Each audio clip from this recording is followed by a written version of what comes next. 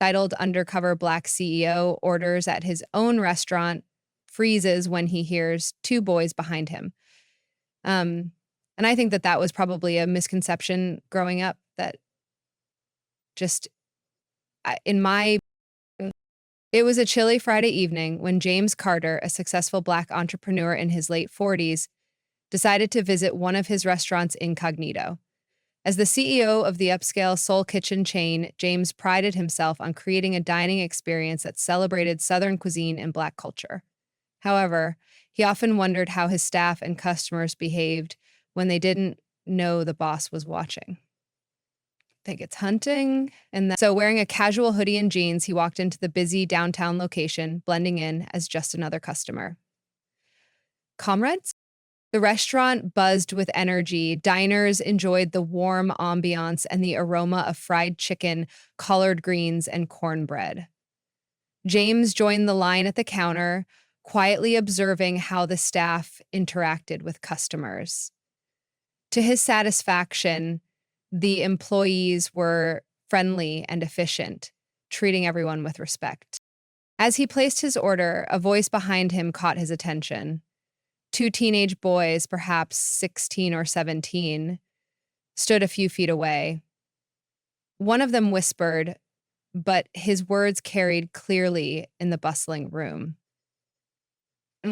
Music. Man, this place is so fancy, the first boy said. I bet they don't even want people like us here. The second boy glanced around nervously. Yeah, I'm surprised they haven't kicked us out already. James froze, his hand tightening around his wallet. He turned slightly, pretending to adjust his jacket, and took a closer look at the boys. They were dressed in worn jackets and sneakers, their faces a mix of awe and unease. It didn't take much to realize they were from a nearby low-end neighborhood, a place James knew well, having grown up there himself. The cashier handed James his receipt, but his mind stayed with the boy's words. He moved to the side, waiting for his food, and watched as the teens approached the counter.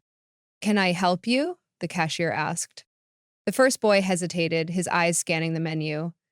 How much is the small combo? No, no. It's $12.99, the cashier replied. The boy's shoulders sagged. He turned to his friend. I only have $10. What about you? The second boy shook his head. I've got 5. James felt a pang in his chest. Memories of his own teenage years flashed in his mind. Days when he couldn't afford a hot meal, when he had to choose between food and bus fare. Determined to step in, he walked back to the counter. Hey, excuse me, James said to the cashier. Can you add their order to my ticket? Whatever they want. The boys looked up in shock. No, sir, we can't let you do that, the first boy said quickly. We'll figure something out. James smiled warmly. Consider it a gift. You two remind me of someone I used to know. The cashier processed the order, and the boys hesitantly ordered 2 full combos. As they waited, James struck up a conversation. You from around here? He asked. Yeah, the first boy replied. Just a couple blocks away. We've been saving up to try this place. Everyone says it's amazing. James chuckled. It is. You'll love it. Before they could respond, an employee brought out James's food and addressed him by name. Here's your order, Mr. Carter. The boys froze, their eyes widening. Wait, you're James Carter? The guy who owns this place? James nodded with a smile. That's me. The boys exchanged stunned glances. Man, we didn't know, the first boy said. Your story's legendary in our neighborhood. Everyone talks about how you started with nothing and built all this. Stop. James leaned in slightly. That's why I wanted to help you tonight. I've been where you are, and let me tell you something. Don't let anyone make you feel like you don't belong. Not here, not anywhere. The boys nodded, their expressions a mix of gratitude and determination. James handed them his business card. If you ever need advice or a job, call me.